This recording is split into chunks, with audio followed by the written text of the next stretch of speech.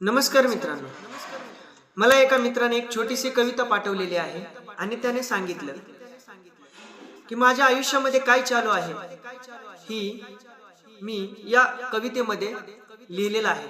म्हणून त्या मित्राने मला एक छोटीशी कविता पाठवलेली आहे आणि त्याने सांगितलं की ह्याची मांडणी ही तुझ्या शब्दांमध्ये मला ऐकायची आहे. तर ही कविता मला तुमच्यापर्यंत सांगावीशी वाटते. रोज तिला पाहण्यासाठी त्या वाटेवर जायचं, रोज तिला पाहण्यासाठी त्या वाटेवर जायचं. क्षणभर का होईना तिला मन भरून पाहायचं, क्षणभर का होईना तिला मन भरून पाहायचं. ती नेहमी अबोल असायची, ती नेहमी अबोल हसायची. तिच्या गालावरची लाली खूप काही बोलायची. का कुणास ठाऊक ती आता त्या वाटेवर येत नाही, का कुणास ठाऊक ती आता त्या वाटेवर येत नाही.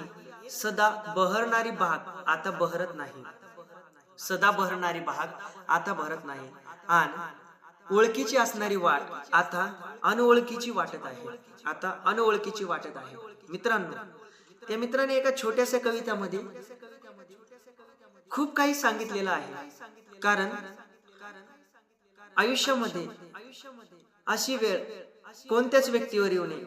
आज ती वेळ माझ्या एका मित्रावर आलेली आहे. म्हणून त्या मित्राने एक छोटीशी कविता लिहिली होती आणि त्याने ते कविता माझ्यापर्यंत पोहोचवली. खरंच त्याला पण मनापासून धन्यवाद.